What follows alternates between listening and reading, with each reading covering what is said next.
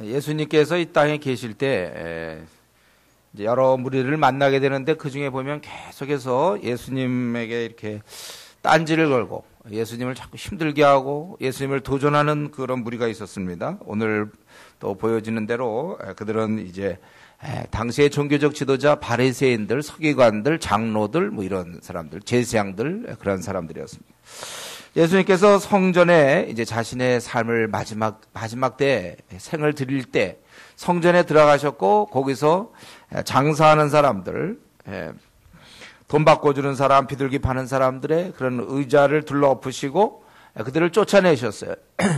그리고서는 지금 오늘 본문의 23절에 예수님께서 이 사람들을 가르쳤습니다. 이것을 봤을 때 이 대제사장들 또 백성들의 장로들이 아주 못마땅하게 생각했어요.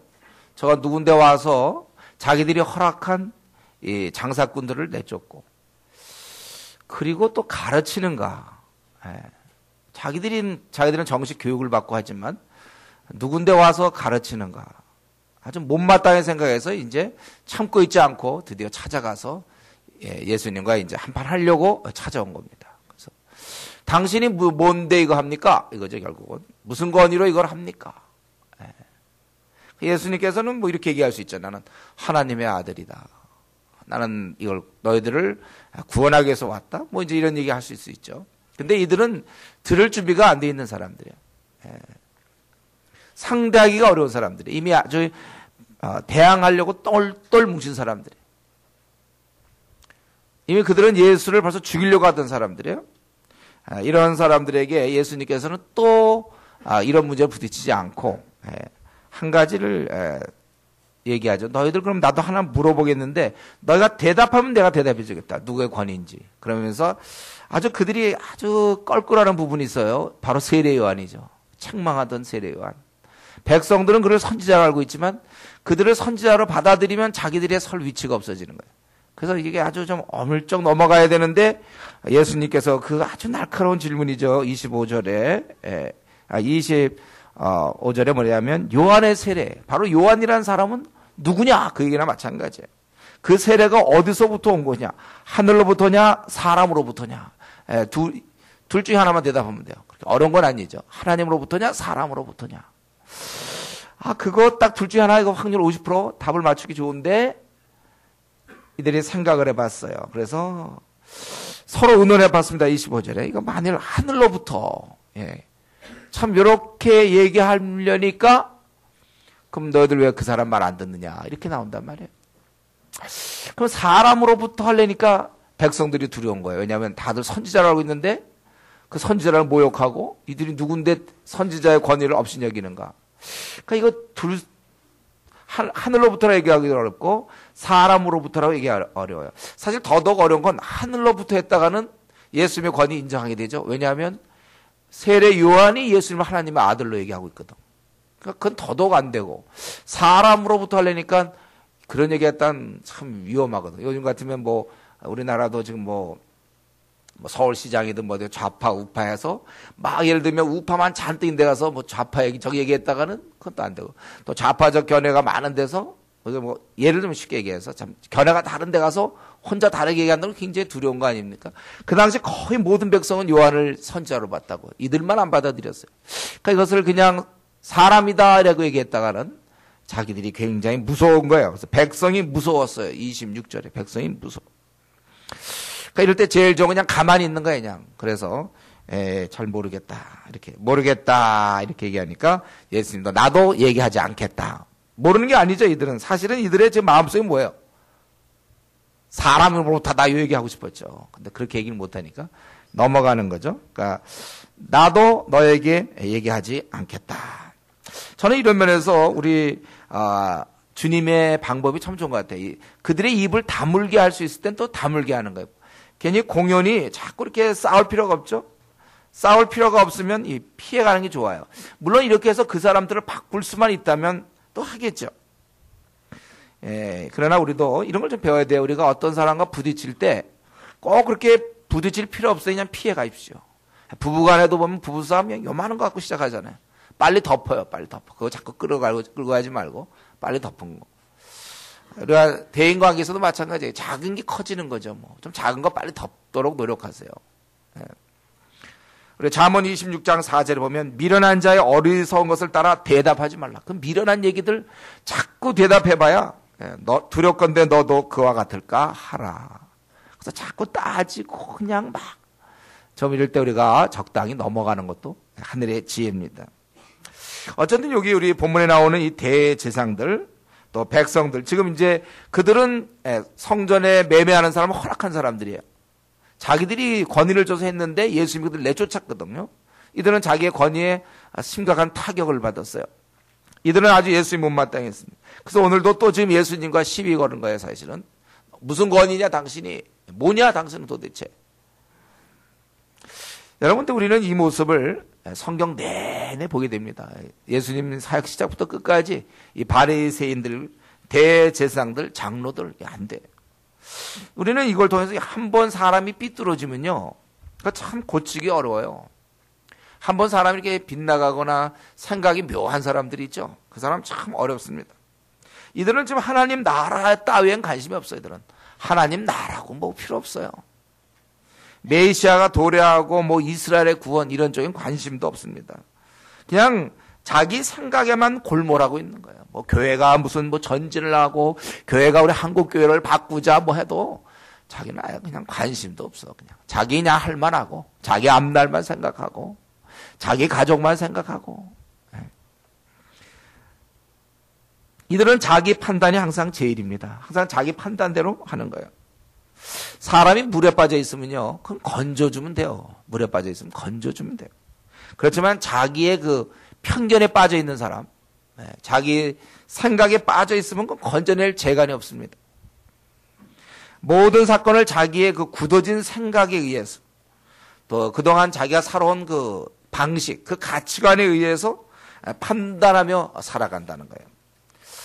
이것은 굉장히 힘든 얘기죠. 지금쯤 이제 여러분들이 20년, 30년, 40년 이렇게 사셨죠? 50년 이렇게 살아오셨죠?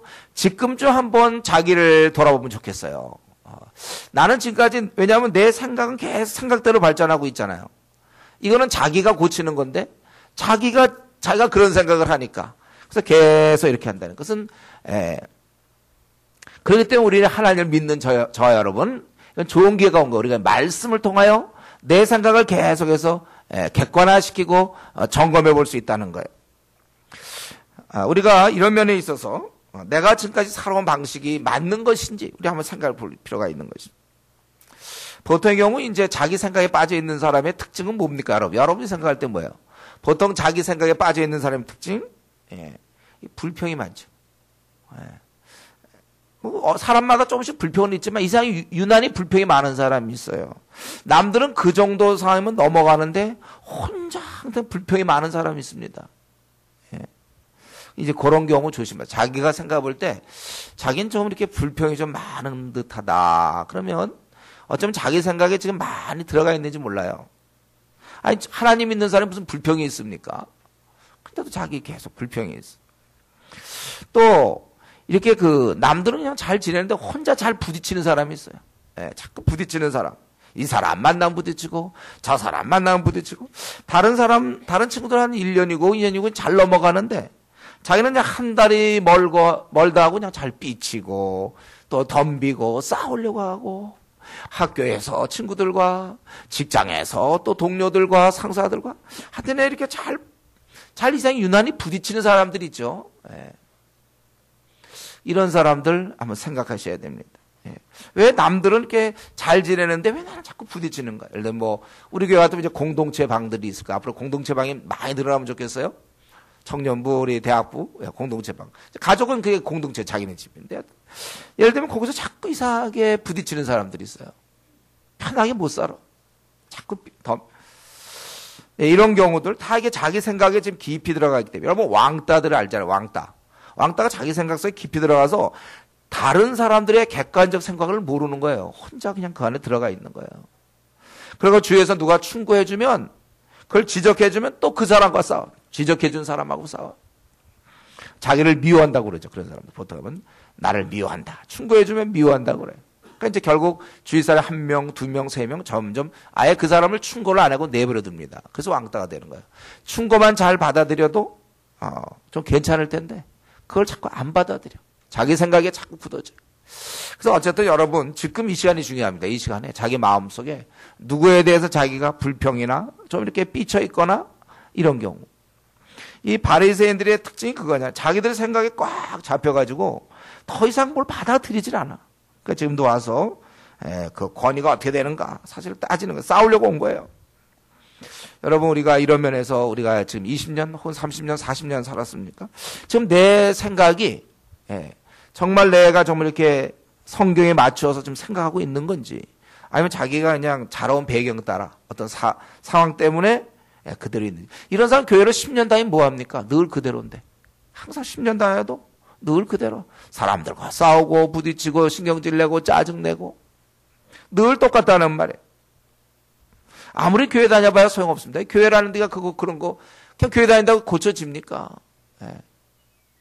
말씀을 위해서 자기가 저는 이제 이런 경우에 뭐 사실 저도 자유롭잖아요. 이건 우리 가운데 아무도 자유로운 사람은 없을 거예요. 이런 성향이 있는데 지금 그게 유난히 심한 사람을 얘기하는 거예요.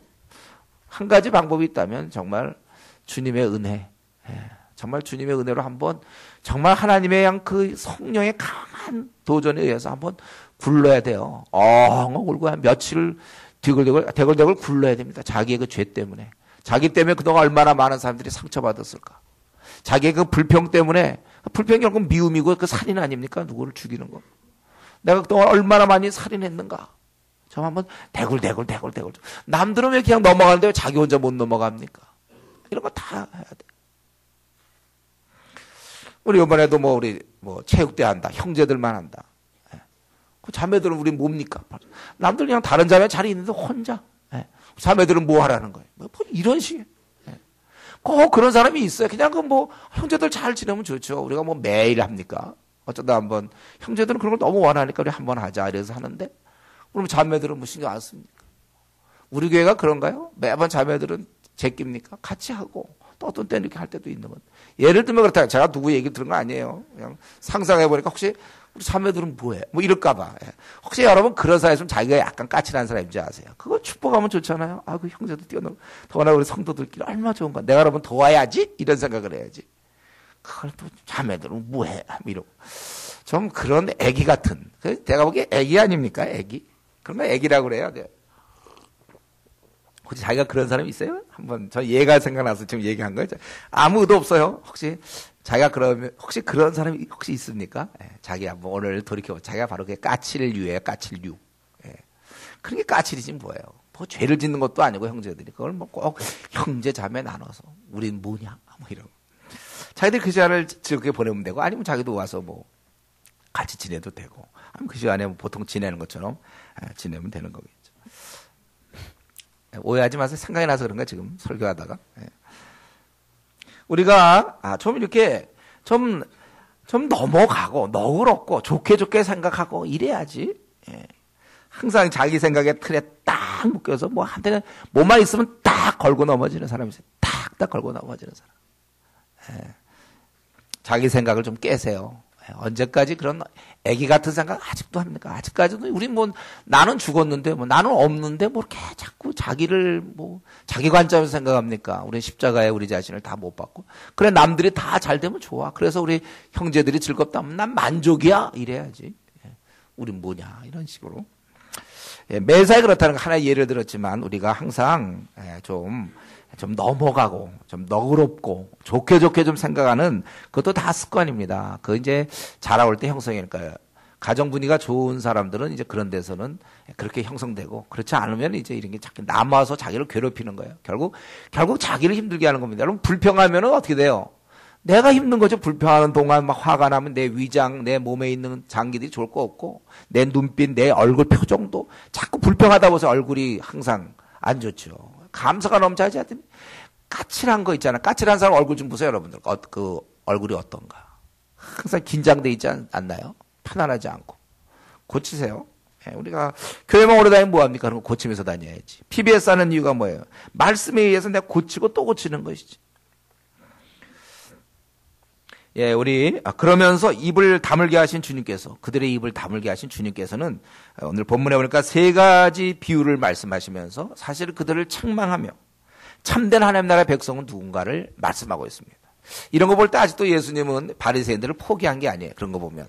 이들에게 계속해서 책망을 한다는 것도 그 기회가 있는 거 아닙니까? 이들의 잘못된 것을 얘기하죠. 그러면서 거기 두 아들의 비유가 나오는데 28절에 맏아들은 아버지께서 이렇게 포도원에 가서 일하라 그랬더니 네 그랬어요. 맏아들은 네. 그러고 나서는 가질 않았어요. 가질 않아. 아버지가 가라 그랬는데 네 하고 안 갔다는 거예요. 이제 이 맏아들이 이제 바리새인 같은 경우겠죠. 예. 둘째 아들은 하려니까 나 싫어요. 뭐 할 거 많아요. 이러다가 생각해보니까 내가 효도를 해야지. 이러면 되겠는가. 아버지 말씀 순종해야 되겠다. 그래서 뉘우쳤어요. 내가 이렇게 하다니 왜 내가 아버지한테 이렇게 했나. 안 되겠다. 그러고서 자기가 가서 일했다는 거예요. 그러면서 그 둘 중에 누가 아버지의 뜻대로 하였느냐. 31절에. 그러니까 이거 쉬운 질문이었죠. 예? 확률 50% 둘 중에 하나니까. 첫째나 둘째 잘 택해야 돼요. 바리새인들이 뭐라 그랬어요? 그들은 둘째 아들. 이들이 아마 처음으로 예수님의 이런 의도에 부합해서 한번 얘기한 것 같아요. 둘째 아들 딱 맞췄어요. 예. 그럴 때 얘기하기를 바로 그들은 세리들과 창녀들, 그 당시 가장 죄인. 그들이 먼저 너희보다 먼저 하나님 나라에 들어가리라. 너희들이 이렇게 알고 있지 않느냐? 비록 잘못했지만 회개했을 때 그들이 먼저 하나님에 들어간다. 그러면서 얘기하기를 요한이 의의 도로 너에게 왔거늘. 아까 그들은 아주 모른다 이랬죠. 사실은 분명하게 그는 하나님의 선지자였는데 너에게로 왔거늘 너희는 그를 믿지 아니하였으되 세리와 창녀는 믿었으며 너희는 이것을 보고도 끝내 뉘우쳐 믿지 아니하였도다. 이 바리새인들의 잘못은 하여튼 불순종, 믿지 않는 거예요. 불순종하는. 대답은 하고, 그러니까 하나님 뜻대로 그들은 뭐 한다라고 말만 해. 그러나 실제에서는 이렇게 거부하는 이 첫째 아들이라죠, 바리새인들은. 반면에 당시의 죄인이었던 창녀들, 또 세리들, 아주 당시 최고 죄인들이었어요. 그들은 하나님을 거스리는 죄인들이었고 그렇게 살아왔지만 어느 날 요한의 가르침을 듣고 회개하라 천국 갈 것 같다 했을 때 이들은 회개했다는 거예요. 그리고 돌아왔다는 것입니다. 우리가 이걸 볼 때 우리 하나님께서는 이런 행동이 따르지 않는 그러한 것 하나님 별로 좋아하지 않아요. 말만 앞서는 거 좋아하지 않아요. 그러니까 순종하는 걸 원해 하나님은 순종. 여러분 이 순종을 우리는 자꾸 할 수 있도록 노력해. 평소에 그러니까 부모님께 순종하는 버릇 배웠어요. 하나님께서 우리 교육시키려고 부모님을 주셨어요.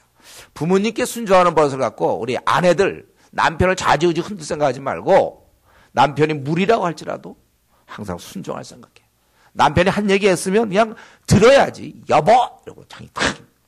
쎄면 안 돼, 여러분. 우리 자매들 순종하는 버릇 가지세요.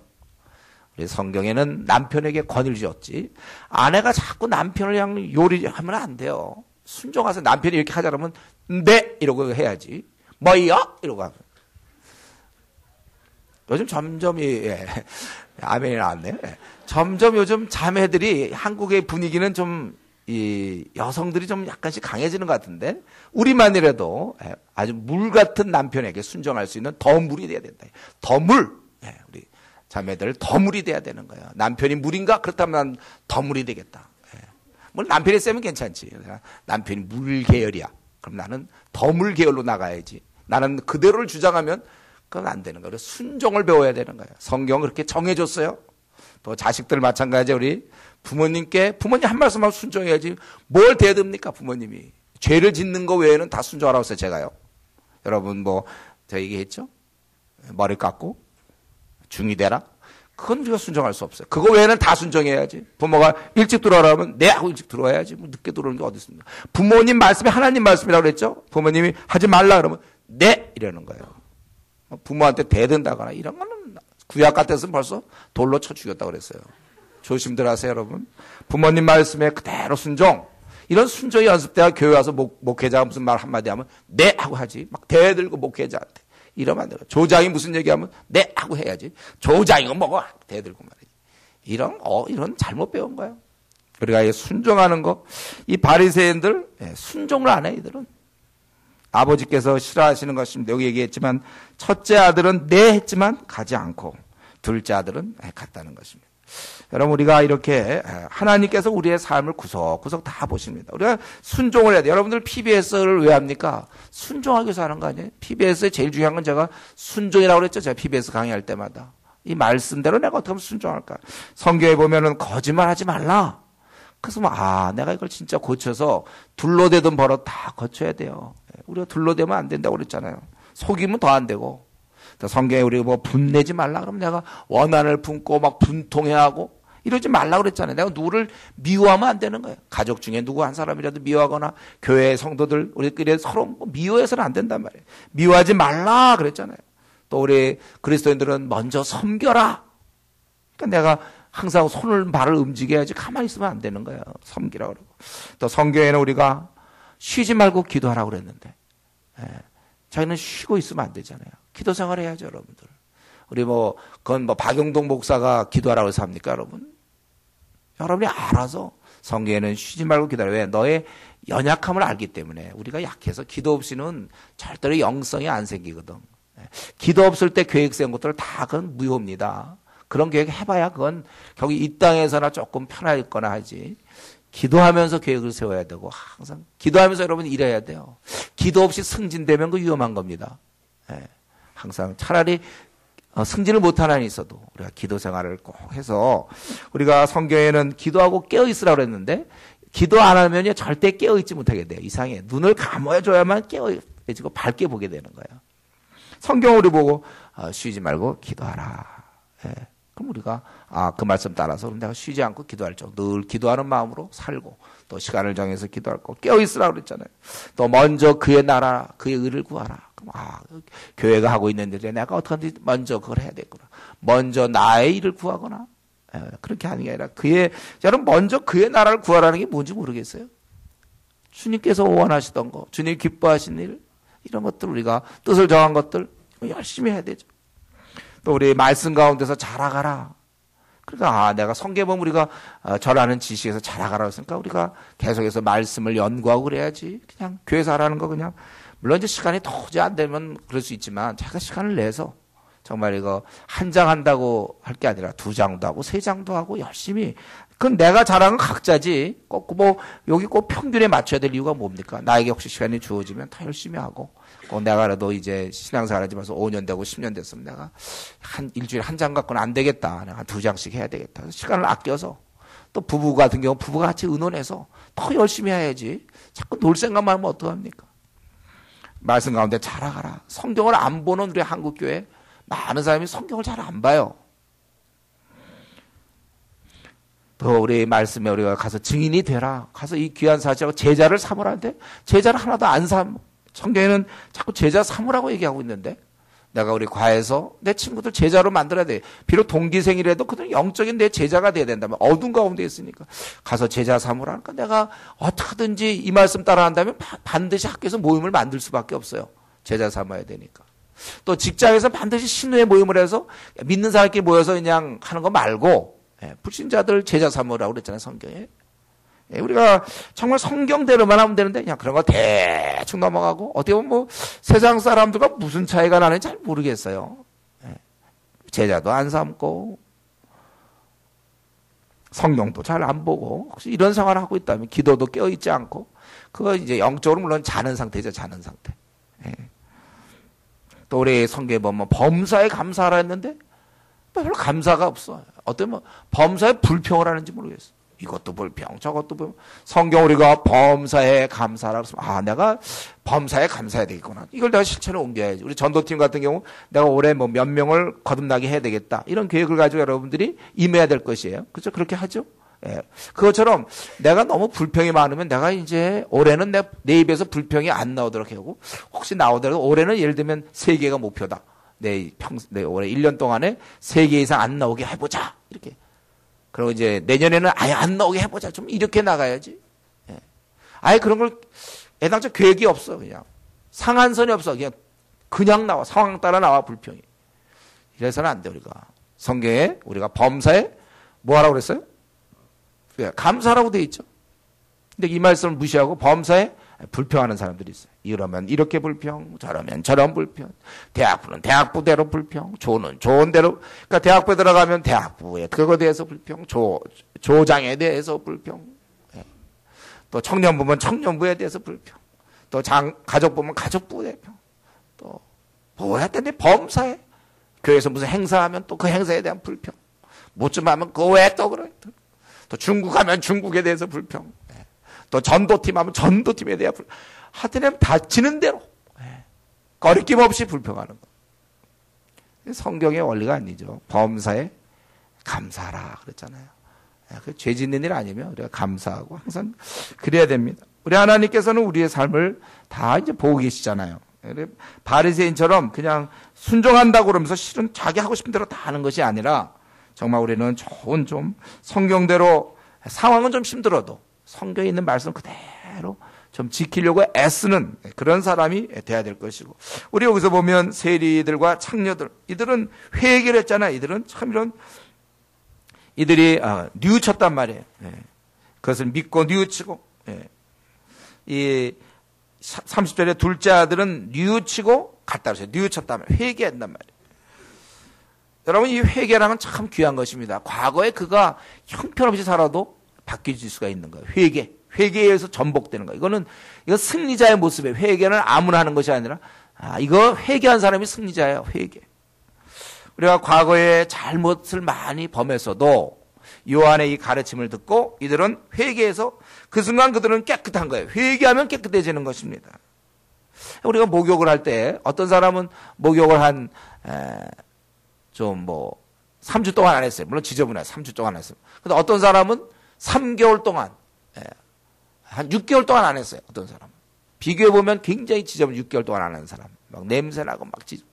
그러나 그 6개월 동안 목욕 안 한 사람이 이제 목욕탕 가면 무슨 얘기 하려는지 알죠? 거기서 잘 열심히 한 10시간 때를 밀고 다 깨끗이 하면 그 다음에 그런 깨끗한 자가 되는 거예요. 물론 그 2주, 한 주 안 간 사람보다 처음에 6개월 안 간 사람이 굉장히 지저분했겠죠. 그러나 이제 갔다 오고 나면 한 주, 2주, 3주 안 한, 4주 한 사람보다 훨씬 더 깨끗하는 거예요. 우리가 누구든지 하나님 앞에 나가서 회개하면 깨끗해지는 거예요. 마치 6개월 안 한 사람이 가서 깨끗해진 그 상태처럼 우리가 하나님께 회개하면 그 상태가 되는 거예요. 깨끗한 상태. 깨끗한 상태. 그리고 우리가 또 잘못하면 이제 발을 닦아야 된다고 했어요. 우리가 그때마다 회개하면 되고 우리가 하나님 앞에 깨끗한 상태가 되는 겁니다. 여러분들이 회개를 하면. 자기 뉘우치고 회개하면. 바리새인들은 이제 욕이 없는 거죠. 그러니까 이걸 책망하는 거예요. 회개가 없는 바리새인들. 자기 생각에 꽉 잡혀갖고 회개하지 않는 이 바리새인들. 그리고 남만 밤낮 이렇게 까칠한 이 사람들. 다 기도 안 한다는 특징이에요. 기도 안 하는 사람들이 어떻게 까칠하지 또 않을 수가 있겠습니까? 이리 불평, 저리 불평. 이게 다 기도할 때 쏟아 나와야 되는데 이거 다 안 쏟으니까 에너지가 넘치니까 그냥 불평으로 나오는 거고 까칠하게 나오는 거예요. 여러분 한번 보세요. 주위에서 누가 자꾸 불평하고 까칠한 사람들. 그 기도 생활 하나 하면 내 아내가 그럽니까? 한번 보세요. 옆에서. 기도 많이 얼마 하는가. 또 내 남편이 그럽니까? 기도 생활 하나하나 보세요. 왜 그러니까 기도할 때 모습과 기도 안 할 때 모습을 볼 수 있을 거예요. 그리고 이제 두 번째 비유. 이걸로 그냥 그들은 말 안 듣는다. 요 정도 얘기할 수 있지만 좀 더 강도가 높죠. 두 번째는 포도원 주인의 비유. 이거 이제 실제 좀 그 바리새인들 유대인들의 그런 모습이기도 한데 이제 여기 누가 나옵니까? 여기는 포도원 농부가 나와요. 농부가 33절에 보면 한 비유를 들으라. 한 집주인이 포도원을 만들어 산 울타리로 두르고 거기에 즙자는 틀을 만들고 망대를 짓고 농부들에게 새로 주고 타국에 갔더니 이제 열매가 얻을 때가 됐어요. 그래서 이제 그 열매를 받아오라고 종들을 보냈더니 당연히 갖다 줘야 되는데 그게 아니라 농부들이 어떻게 했습니까? 거기 35절에 뭐라고 그랬어요? 잡아 하나는 심히 때렸어요. 뭘 잘못했다고 때립니까? 자기가 열매를 줘야 되는데 열매를 거두러 왔어. 일로 와라. 막 때리는 거예요. 또 하나는 또 죽였어요. 또 하나는 이것도 돌로 쳤으니까 죽었겠지 아마. 너무 나쁜 이 농부들이죠. 이러면 원래 이걸 듣고 이 주인이 이럴 때는 그냥 못 찾고 가야 되는데 또 다른 종들을 이제는 좀 많이 보냈다는 거예요. 제대로 이제 하게. 그랬더니 또 그렇게 했어요. 그러니까 후에 아들을 보내며 이르되 그들이 내 아들은 설마 종들이니까 뭐 비천하니까 노예들 그 당시 뭐 생명도 없는 뭐 그런 비천한 자들 그렇지만 내 아들만큼은 그렇지 않겠지 하고 보냈다는 거예요. 그런데 이들이 생각하기는 요건 상속자가 온 거 아니냐. 이만 죽으면 우리가 유산을 차지하겠다. 이들은 그러니까 그 집 주인이라는 것을 생각을 못, 집 주인이 있다는 사실을 생각 못하고 이 아들만 죽이면 자기들 것이라고 된다는 아주 굉장히 어리석은 생각을 한 것이죠. 그리고 악하죠. 이들은 어리석으면서 악해요. 그래서 이걸 잡아 포도밭에 내쫓아 죽였다는 거예요. 그러니까 아들이 죽었기 때문에 포도원 주인이 아주 분해가지고 이제 주인이 올 때 어떻게 하느냐. 그럴 때 그걸 또 물어봤어요. 우리 주인이 올 때 그 농부들을 어떻게 하겠느냐. 그들이 이런 얘기를 듣고 이런 나쁜 농부들 다 죽여야 된다는 거죠. 그 악한 자들을 진멸하고 포도원은 제때 열매를 바칠 만한 다른 농부들에게 새로 줄지니라. 바로 너희가 그 농부다 그거죠. 그러면서 거기 예수께서 이르시되 성경에 건축자들이 버린 돈이 모퉁이에 버렸대 이것이 주로 말미암아 된 것을 우리 눈에 기이하도다. 한번 읽어본 적이 없느냐. 바로 예수님이 왔지만 이들에 대해서 배척을 하게 되는 거예요. 그러므로 여기 43절이 중요한 거야. 이 비유의 핵심은 그러므로 내가 너에게 이르니 하나님 나라를 너희는 빼앗기고 그 나라의 열매 맺는 백성이 받으리라. 이 돌 위에 떨어지는 자는 깨지겠고 바로 이들이 바리새인들이고 제사장들이겠죠. 이 돌이 사람 위에 떨어지면 그걸 가루로 만들어 흩으리라. 그랬을 때 45절 대제사장과 바리새인들이 예수의 비유를 듣고 자기들을 가리켜 말씀하신 줄을 알았다는 거예요. 즉 예수님이 비유를 말씀했어요. 이 비유는 결국 초점이 어디 있냐면은 이 바리새인들이 바로 이러한 자들이다. 이 농부 죽이는 자들 바로 그런 자들이라는 거예요. 자, 그것을 이제 알려주신 거예요. 우리는 이 비유를 들을 때 이 주인에 대해서 굉장히 우리는 이해가 잘 안 되죠. 이런 상황에서 아들을 보내는 부모가 어디 있습니까? 자기 종들을 보내는데 죽이는 그런 험악한 사람을 죽이는 이 살인자들이 있는 곳에 아들을 보낸다? 이거 너무 어색하지 여러분. 이 비유가. 여기 비유는 지금 농부 이 집 주인을 맞춘 게 아니에요. 그리고 실제로요. 이게 굉장히 어색하고 이런 주인이 어디 있을까 했는데 사실은 실제 하나님이 그렇게 하셨어요. 독생자 예수를 이 죄인들이 우글거리는 악인들이 우글거리는 그리고 지금까지 전통 쭉 구약을 보면은 선지자들을 막 죽이고 하나님의 종들을 많이 죽였던 그 유대에 또 보내시는 거예요. 우리는 이것을 지금 집주인의 그런 방식이 참 이상해서 우리는 이걸 잘 비우니까 그렇다 하더라도 좀 이해가 안 되는데 실제에서는 하나님께서 그렇게 하셨습니다. 하나님이 이 무지막지한 인생들 이 땅에 보내주셨다는 거예요. 다만 하나님과 이 포도원 주인을 동일하게 생각하면 안 돼요. 지금 바리새인들이 초점 맞춘 거고 만약에 굳이 차이점이 있다면 집주인은 세를 받으려고 그런 거고 이 하나님은 사랑하시기 때문에 이제 아들을 보내시는 거예요. 그들을 구원하기 위해서. 물론 그러니까 요 비유만 가지고 우리가 하나님 모든 걸 다 설명하기는 어렵고 여기서 초점은 45절에 바로 바리새인들이 이런 사람들이라는 거예요. 도저히 자기들에게 모든 기회를 줬건만 이들은 거부하고 오히려 죽이는 이런 나쁘고 악한 사람들이라는 거예요. 그래서 결국은 그들은 그들의 입의 고백처럼 41절 그 악한 자들을 진멸해야 된다. 바로 자기들이 멸망당해야 될 자들입니다. 여러분 이것은 우리 하나님께서 이전에 이 땅에 선지자와 종들을 보내주셨어요. 우리를 구원하려고. 그러나 죄인들은 계속 이런 하나님의 종들을 박해하고 죽였고 지금 또 너희들이 하나님의 아들을 지금 죽이려고 한다 이거예요. 그거를 그래서 잡고자 하나 사실 또 이런 얘기를 들었을 때 아주 굉장히 안 좋아서 잡고자 했지만 무리를 무서워해요. 그러니까 이 바리새인이 무서운 건 하나님이 아니었습니다. 눈에 보이는 사람들이 무서웠던 거예요. 그러니까 정리하면은 이 비유는 하나님이 지금 사랑을 얘기하려는 것이 아니고 바리새인들의 이 악독함, 이 배척함, 자기들이 마땅히 열매를 드려야 되는데도 그들은 그러지 않는다는 거예요. 이거를 말씀하는 비유인 것입니다. 그러니까 이 비유가 더 나아갔죠. 아까는 순종하지 않는 바리새인을 얘기했다면 이번에는 배척하고 죽이는 아주 악한 그러한 바리새인들. 거기 43절. 그러므로 내가 너에게 이르니 하나님 나라를 너희는 빼앗기고 너희는 빼앗긴다. 그 나라의 열매 맺는 백성이 받으리라. 이렇게 얘기하고 있어요. 바로 회개했던 백성들. 열매 맺는 백성 바로 회개했던, 이 앞에서 얘기하는 세리들과 창녀들이 뉘우친 바로 그 둘째 아들, 그것을 얘기하는 거예요. 열매 맺는 백성이 받는 것입니다. 여러분, 우리가 하나님께서 우리에게 많은 은혜를 베푸시고 축복을 베푸시고 기회를 주십니다. 그러나 그것을 끝까지 거부한다면 그들이 남는 것은 그 하나님 나라를 너희는 빼앗긴다고 그랬어요. 열매를 맺어야죠. 회개에 합당한 열매를 맺고 우리가 제대로 하나님 앞을 섬겨야 되는데 그렇지 않는다면 그 기회는 다 뺏기는 거예요. 너희는 하나님 나라를 너희는 빼앗긴다고 그랬습니다. 오늘날 우리 한국을 들여다볼 때도 지금 얼마나 기회가 많이 있습니까? 우리 교회도 많고 자기가 마음만 먹으면 교회 갈 수도 있고 또 복음의 메시지가 선포되고 한국의 성도들 또 많이 있어요. 또 많은 은혜와 축복이 있습니다. 신앙의 자유가 있고 신앙의 자유도 있고 또 우리 경제적인 축복도 있어요. 지금 많은 교회가 있고 신학교가 있고 또 우리 기독교 방송국 뭐 라디오 방송국 기독 서점도 있고 우리 주위에 많이 이렇게 얼마든지 지금 하나님 나라 들어가려면 얼마든지 들어갈 수 있어요. 그런데 문제는 그런 걸 잘 안 받아들이는 거죠. 또 제가 항상 우려하는 어릴 때부터 교회 다니는 사람들, 그들에게 기회가 좀 매주일 기회가 주어지는데도 뉘우치지 않는단 말이에요. 세상과 타협하고 자기의 고집대로 예수님이 주인이시지만 주인으로 받아들이지 않고 여전히 자기가 살아서 자기 원하는 대로 사는 이런 모습들. 기회가 계속 주어지는데도 그거 참 무시하고 이 바리새인들처럼 계속 무시하고 그들이 하루하루 이렇게 살아간다면 결국은 파멸일 수밖에 없어요.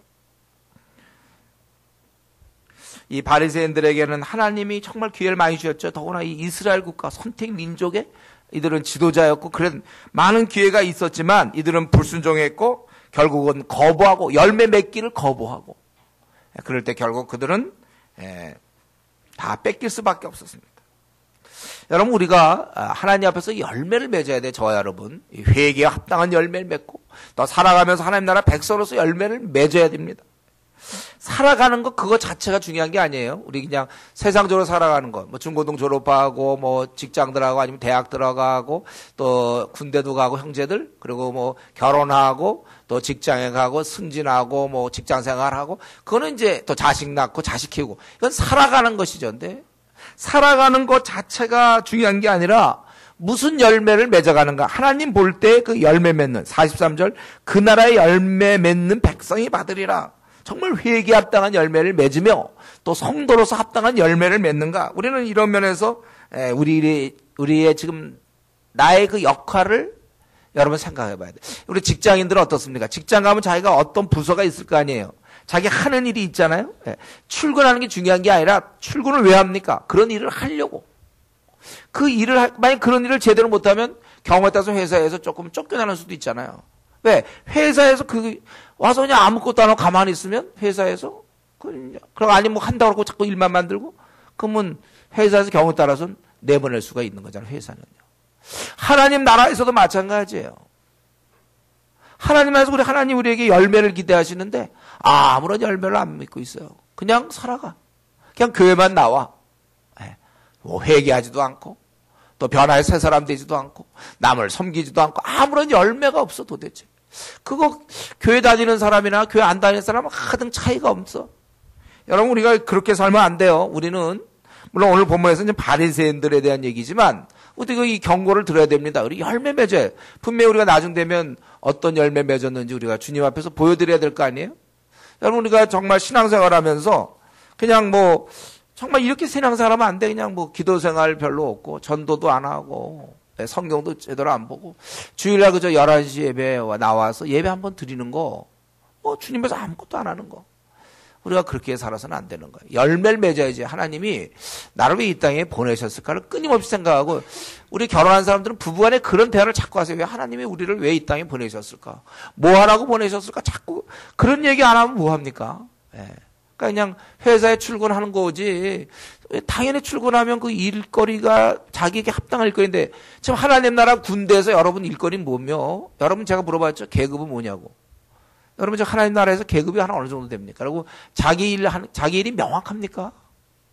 자기 일이 명확하지 않은 사람들은 지금 그것부터 제일 중요한 문제예요. 내가 무슨 일을 해야 될지, 회사에 갔는데 무슨 일 할지 모르고 그냥 가만히 앉아 있어 보세요. 자기 일거리가 있어야죠. 군대도 있는데, 저도 군대 갔을 때 요리사 했잖아요. 그 요리사 끝나고 나서는 또 그래픽, 차트 만드는 거, 그런 일을 했어요. 군대는 다 일거리죠. 어떤 사람은 운전병? 우리 운전병 출신들 있죠? 운전병? 어떤 사람은 뭐 지휘관도 될 수 있고, 어떤 사람은 행정일? 또 공병이라서, 공병 제일 재미있는 거. 밤낮 일하는 거에서 공병. 이런 것도 있어요. 아니면 특공대 전투, 뭐 이런 거에서. 낙하산 떨어지고 뭐 이런 거. 다 군대 가면 그런 게 다 있죠. 그거 없이 그냥, 얘 뭐냐? 그러면 그냥 인원수입니다. 채우기 위해서. 60만 대군인데 이제 얘 빼면 지금 59만 9,999명 한 명 뽑았습니다. 이런 거 없어요. 하나님 나라가 지금 분명히 전투하고 있지 않습니까? 난 뭐예요? 여러분, 이거 없는 사람은 자기 사명 아직 깨닫지 못한 거예요. 난 뭔가? 무슨 일을 하는 건가? 예, 우리가 좀 열매를 맺어요. 항상, 지금 올해도 벌써 지금 어떻게 됐어요?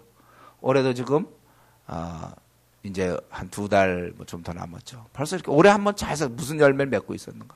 나를 통해서 얼마 많은 사람들이 주님께 돌아왔으며, 내 신앙을 얼마나 자랐고, 나는 얼마만큼 제자를 삼았으며, 나는 정말 이 주내교회에서 어떤 일을 내가 했고, 그래서 주내교회를 내가 어떻게 키웠고, 우리가 그런 뭐가 있어야 될 거 아니에요. 전도팀을 내가 어떻게 돌봤으며, 아니면 전도팀에서 내가 어떤 역할을 했고, 우리가 어떻게 해서 좀 열매를 자꾸 생각을 해야지.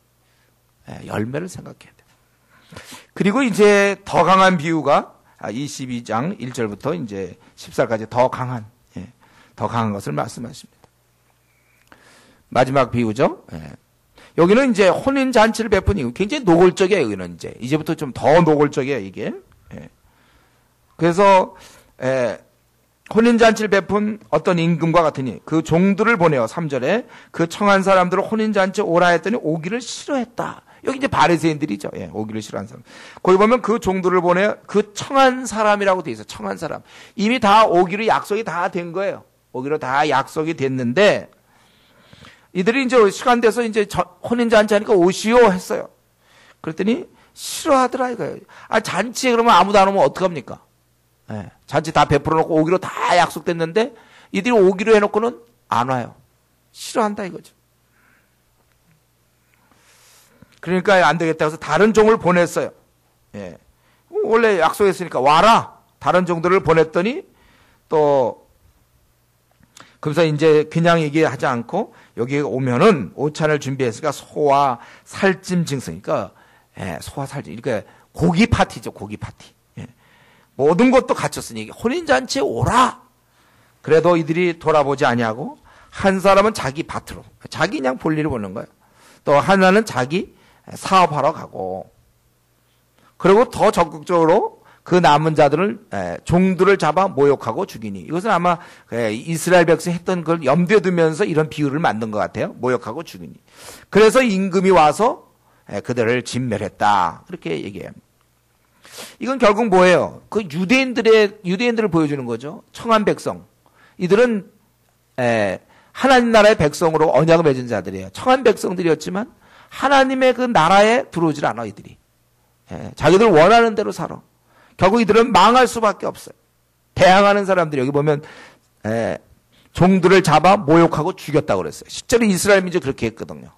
그래서 예수님도 이제 또 세례요한도 죽이고 또 이제 예수님도 죽일 거예요. 이런 상황입니다.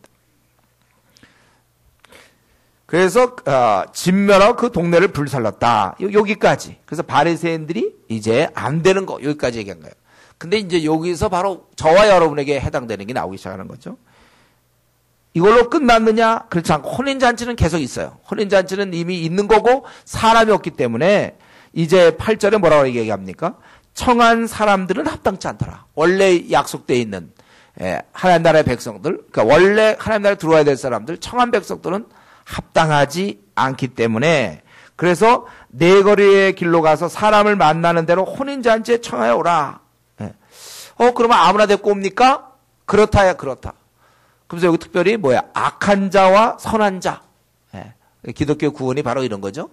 죄인도 다 구원받을 수 있는 거잖아요. 여기 보면 종들이 길에 나가 악한 자나 선한 자나 만나는 대로 모두 데려오니 혼인잔치에 손님들이 가득하리라. 가득한지라 이렇게 되어 있어요. 예, 지금 많이들 와 있습니다. 이들이 다 청한 사람들이 이제 혼인잔치에 참여하는데 그래서 이걸로 끝나면 좋은데 그게 아니라 한 명이 이상한 일을 했죠. 11절에 보니까 임금이 손님들을 보러 들어올 때 거기서 예복을 입지 않은 한 사람을 봤어요. 이 혼인잔치는 다 예복을 입어야 되는데 예복을 입지 않은 한 사람이 있었다는 거예요. 예. 그래서 왜 예복을 입지 않았고 여기 들어왔느냐 하니까 아무 말도 못하거늘 그는 내보내야 된다. 예, 그것이 이제 13절에 그는 손발을 묶어 바깥 어두운 데 내던지라. 거기 슬피 울며 이를 갈게 되리라. 그러면서 청함을 받은 자는 많되 택함을 입은 자는 적으니라. 이렇게 얘기했습니다. 여기에 이제 원래 청한 사람들이 와야 되는데 그들이 오지 않으니까 바로 유대인들이 그런 기회를 놓치니까 이방인인 저와 여러분들 모든 자들에게 내거리에 다니면서 이제 악한 자 선한 자 관계없이 오라 그랬어요. 그런데 여기 보면 이제 아주 포인트 하나가 뭐예요? 예복을 입느냐 그거죠. 어거스틴이 얘기한 대로 이때 식장 입구에서 손님에 대해서 옷이 지급되었기 때문에 그렇다는 거예요. 우리 보면 열왕기 하 10장 22절에 보면 예후가 예복 맡은 자에게 이르되 예복을 내어주다가 무릎 발 성기는 자에게 주라. 하며 저에게 예복을 가져오라. 그들이 어떤 제사를 드릴 때 이런 예복들이 있단 말이에요. 우리 요한계시록 19장 7절 8절에도 보면 그에게 빛나고 깨끗한 세마포 옷을 입도록 허락했다 그렇게 돼 있어요. 세마포를 입게 하셨다는 거예요. 그리고 이제 근동 지방에 보면요, 그 왕을 아련할 때 어떤 이유인지 모르겠지만 옷을 갈아입어서 그러한 예복을 입었다는 증거들이 많이 있습니다. 그리고 오늘 이 분위기를 보면 지금 이 임금이 질문하잖아요. 어떻게 너 예복을 입지 않았냐 이거예요. 당연히 입는 걸로 돼 있고 그리고 왜 한 사람이야? 그러고 보니까 누구나 다 그 당시 예복을 입는 거라는 걸 알 수 있어요. 그러니까 당연히 이 질문을 입는 게 전제가 되니까 왜 입지 않았느냐? 그런데 그가 아무 말도 못했다고 그랬잖아요. 네? 예복 입는 거예요? 이렇게 물어보지 않아요. 당연히 그 입는 건데 이 사람은 안 입었어요 그냥. 무슨 이유인지 안 입었어요. 아무 말도 못하는 것을 보아 누구나 당연히 입게 돼 있다는 거예요. 근데 우리는 알고 있어요. 이 예복의 의미가 뭡니까? 바로 그리스도의 옷이죠. 우리가 의의 옷, 죄인을 가려주는 우리의 치부와 우리의 더러움을 가려주는 옷이란 말이에요. 세마포. 그러니까 우리가 영적 의미로 우리가 하나님께서 우리를 많이 오라 하실 때 우리는 예복을 입고 잔치 자리에 들어가야 된다는 거예요. 즉 우리의 죄를 회개하고 그리스도의 옷을 입고 잔치 자리에 천국에 들어갈 수 있는 것이지 그거 없이는 천국에 들어갈 수가 없는 거예요. 그런 거면 쫓겨날 수밖에 없었죠. 예. 바로 이것은 굉장히 강한 어떤 바리새인들이 처음에는 말을 잘 안 듣는 이제 첫째 아들 같았고 그 다음에 이들은 자기들이 해야 될 열매를 안 맺고 뭐 그러던 사람 그리고 이제는 사실은 이들은 여기 보면에 있는 것처럼 청함 받은 자는 많대. 청함의 기회를 받았지만 결국 그들은 택함을 입지 못한 자가 된 거예요. 그런 자는 적으니라. 그래서 우리는 이 내용을 좀 정리해 본다면 선택 민족인 유대인이 결국 하나님의 은혜를 계속 거부했고 그들은 그래서 택함을 얻지 못하게 됐고 이제는 세상 모든 사람들에게 저와 여러분 모든 사람들에게 이 구원의 기회가 주어진다는 거예요. 그것이 10절에 있는 것처럼 악한 자나 선한 자 만나는 대로가 되는 거예요. 누구나 다 청함의 기회를 얻게 되는 거예요. 그러나 청함은 받지만 누구나 다 천국에 들어가 있는 건 아니에요. 들어가려고 했지만 예복을 입지 않는 자는 쫓겨날 수밖에 없다는 거예요. 예수 그리스도의 의의 옷을 입은 자만이 천국 잔치에 참여할 수 있다는 것입니다. 일시적으로는 들어온 것 같지만 그는 결국 남을 수가 없는 천국에 있을 수가 없는 자예요. 그는 쫓겨나는 것입니다. 여러분 이런 면에서 오늘 이 아침에 우리가 생각할 건 나는 확실한가? 나는 예복을 입었는가? 그거예요. 그런 자가 오늘 본문에는 택함을 입은 자죠. 택함을 입은 자. 청함을 받은 자는 많대 택함을 입은 자는 정한. 나는 분명한가? 청함을 받고 나는 확실히 예수 그리스도의 옷을 입었는가? 그겁니다. 여러분 이분 다르게 질문할 수 있죠. 나는 확실하게 언젠가 한번 내 생에 주님의 십자가 앞에 나가본 적이 있는가? 그래서 그분의 용서하심에 따라 그분의 십자가에 설리신 그 보혈의 공로로 말미암아 내 죄 씻음을 확실하게 받았는가? 나는 그때 정말 울며 회개했는가? 나는 정말 떼굴떼굴 굴러봤는가? 나의 더럽고 추악한 죄 때문에, 나의 불순종하는 죄 때문에, 내가 하고 싶은 대로 살고 주의 뜻대로 살지 않는 나의 이 되먹지 못함 때문에 나는 정말 울었는가? 나의 고집 때문에 내가 정말 울었는가? 십자가 앞에 나가서 엉엉 울어야 되는 거예요. 그 경험이 나한테 있는가? 죄 용서함을 정말 받았는가? 아니 뭐 어릴 때부터 그냥 교회를 다녔기 때문에 오늘도 교회 나왔습니다. 목사님. 저요? 그냥 어릴 때부터 교회 다녔거든요. 그러니까 오늘은 나왔지요. 주님을 위해 살라고요? 때가 되면 저도 뭐 헌신하겠죠. 아직 거듭나지 아니한. 아직도 이 처음까지는 받았는지 몰라. 혹시 부모님을 통하여 교회랑 익숙해졌는지 몰라. 부모님 불교였다면 어쩌면 좀 절에가 있을 뻔했는데 부모가 교회를 다니는 바람에 그 바람에 왔지 아직 내 신앙이 아니야. 그럼 부모님 신앙에 의해서 내가 나온 거지. 내 마음엔 정말 주를 섬길 마음이 없어요. 주님의 뜻대로 살고 싶은 마음이 없어. 나는 하나님 나라 확장에 관심도 없어. 나는 그냥 내 그냥 하고 성도들과 그냥 즐기면 좋지. 그러니까 이런 뭐 예배 드리고 이런 건 별로 관심이 없고 그냥 끝나고 나서 우리 뭐 같이 교제하는 데 관심이 있어. 여러분 우리가 확실하게 그 십자가에 그 예수님께서 흘리신 보혈의 피로 내가 죄 씻음 받았는가? 이게 제일 중요한 거예요. 내가 죄 씻음 받았는가? 용서함 받았는가? 그래 주님도 그래서 나를 아는가? 내가 주의 자녀인 것을 확실히 알고 있는가? 그래서 오늘 내 생이 오늘로서 혹시 끝마쳐지더라도 내가 택함 입은 자 확실한지, 그래서 나는 확실히 천국에 들어가는지 이게 분명해야 된단 말이에요. 제가 생각할 때 우리 교회 성도들 생각할 때 대부분 이게 분명할 거라고 생각해요. 그동안 하도 많이 했으니까. 근데 혹시 우리 가운데 아직도 아직도 청함은 받았는데 부모를 통해서 교회를 좀 다녔거나 또 어떻게 해서 어쨌든 교회에 나오는 분명히 우리 중에 그 청함은 받은 것 같은데 택함을 입지 못한 자가 있는가? 그럼 본인도 알아요. 자기가 알아. 제가 주님과 자기가 별로 관계가 없어. 그냥 종교행위 같아. 교회 나오는 것 빼고는 안 믿는 사람과 아무런 차이가 없는 사람. 그래 아직 그는 청함만 받은 사람입니다. 나중에 이제 결국 때가 됐을 때 쫓겨나는 사람. 교회까지는 들어왔지만 그건 청함 받은 사람이지 택함 받은 사람이야. 오늘 주님은 분명히 그래. 이 바리새인들 당시에 오늘날 따지면 목사, 뭐 집사, 장로 이런 사람들한테 너희들은 하나님 나라를 빼앗긴다. 그렇게 얘기하는 거야 지금 주님이. 너희들은 청함만 받았지 택함은 너희 못 받은 사람들이다. 여러분 혹시 나는 이게 목사님 저는 청함은 받은 것 같습니다. 우리 부모님을 통해서든지 그렇지만 저는 이 택함 받은 것 같지는 않습니다. 택함. 그런 사람 있습니까? 오늘 이 시간 내에 주님께 나오십시오, 여러분. 자기의 그 얄팍한 고집 좀 버리시고 세상에 붙은 욕심 그 십자가에 못 박고 정말 순전하게 나를 용서해 주십시오. 내가 정말 나는 아직도 정신 못 차리고 있습니다. 저는 다음의 생 이전의 삶을 사는 게 분명합니다. 전 사실 주님이 지금 오늘 오신다면 겁납니다. 저는 만약 제가 오늘 생을 마치면 저는 지옥 갈 것 같습니다. 우리 가운데 그런 사람이 있습니까? 여러분 더 미루지 마세요. 오늘 이 시간에 결단하세요. 나는 이제 나를 버리겠습니다. 나를 십자가에 못 박겠습니다. 그리스도 예수의 사람들은 그 정과 욕심을 십자가에 못 박았다고 했어요. 나 중심적으로 살던 거 이제 나는 버리겠습니다. 나 정말 그 누구보다 열심히 주님의 나라 군대에 선봉에 서서 주를 위해 싸우겠습니다. 저도 이제는 다메섹 이후의 삶을 살기로. 이건 여러분 가만히 있을 때 저절로 되는 게 바울의 경우 그랬다고. 그건 바울은 정말 주를 위해서 열심히 살았는데 그건 무지해서 그런 거죠. 마음은 있었단 말이에요. 그거와 내 마음이 없는 어느 날 하나님이 갑자기 나 갖다 부르지 않아요. 본인이 결단해야 돼요. 이 결단이 지금 몇 년째 미루고 있는 사람이 있습니까?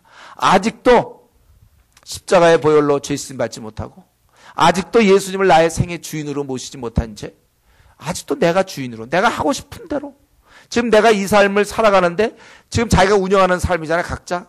이 삶을 지금 주님이 기뻐하지 않을 것 같으면서도 계속 유지하는 사람들이 있습니까? 그만들 하세요. 그 왜 주님 앞에 그렇게 삽니까? 여러분, 그 왜 이 좀 바리새인들은 이유가 없어요. 그냥 주님이 싫어요. 자꾸 그런 마음. 바로 그 마음이란 말이에요. 바리새인 마음이에요, 그게. 왜 나를 위해서 목숨 버리신 주님께 충성을 못할 망정? 왜 그분을 멀리하며 아주 나는 세상의 재미에 빠져가지고 세상에 쓸데없는 돈에 대한 욕심 때문에 명예에 대한 것 때문에 쾌락 때문에 남들도 다 그렇게 사니까 거기에 맞추어서 정신 못 차리고 여러분 오늘이라도 나오셔야 됩니다. 늦게라도 정신 차려서 나왔던 그 둘째 아들처럼 내가 정말 뉘우치고 내가 이렇게 삶을 사는 거 이거 엉망이구나 이거 지금 엉망이야 엉망. 그 엉망을 왜 모르고 아직도 결단 안 합니까? 왜 아직도 지금 주님과 싸우고 있습니까? 언제까지 싸우려고 생각하세요? 그만들 항복하세요 이제. 주님께 돌아오고 날 위해 죽으신 그분을 왜 이렇게 배척하고 문 밖에 세워놓고 있습니까? 내가 볼자대 내가 문 밖에 서서 문을 두드리노니 내 음성을 듣고 문을 열면 내가 그로 들어가 그로 더불어 먹고 마시겠다 그렇게 말씀하셨어요. 예, 내가 청함은 받은 것 같은데 택함을 받지 못한 자인가? 그렇다면 오늘 지난날의 모든 죄를 고백하시고 마음에 결단하세요. 주님 내가 잘못 살았습니다. 내가 이제는 주님의 뜻대로 살겠으며 이 주은혜 교회 내가 정말 최선봉에 서서 하나님 나라 확장을 위해서 내가 일하겠습니다. 여러분 그런 결단을 하세요. 나도 이제 주님의 의를 옷 입고 택한 자가 되기를 원합니다. 내가 영원한 천국 백성이 되기를 원합니다. 오늘 본문에 나오는 그 둘째 아들이 바로 납니다. 말 안 듣고 멋대로 놀고 미지근하게 신앙생활하던 거 이제 오늘 이 시간 이후로 청산하겠습니다. 우리가 구원받을 때가 오늘이라고 일컫는 날이 구원의 때라고 얘기하고 있어요. 여러분 오늘을 놓치면 다음 주 이 자리에 꼭 있다는 보장이 없어요. 우리가 어떻게 될지 몰라요. 우리가 분명하게 이 청함을 받았다면 택함 받은 자까지 가야 되는 것입니다. 그래서 그렇게 될 수 있도록 그래서 내가 내 마음에 그렇게 결정하고 뉘우치면 영원한 천국 그들은 하나님 나라를 받는 거예요. 예. 그들은 하나님 나라의 31절에 보면 세리들과 청년들이 너희보다 먼저 하나님 나라에 들어가리라 이렇게 되어 있어요. 그렇기 때문에 여러분 우리 회개 정말 마음을 돌이키는 거 아닙니까? 지금까지 살아온 방식 그것 돌이키는 거예요. 과감하게. 내가 그렇게 안 살겠다. 내가 이제는. 나도 이제 주님처럼 주님을 따르며 살겠다.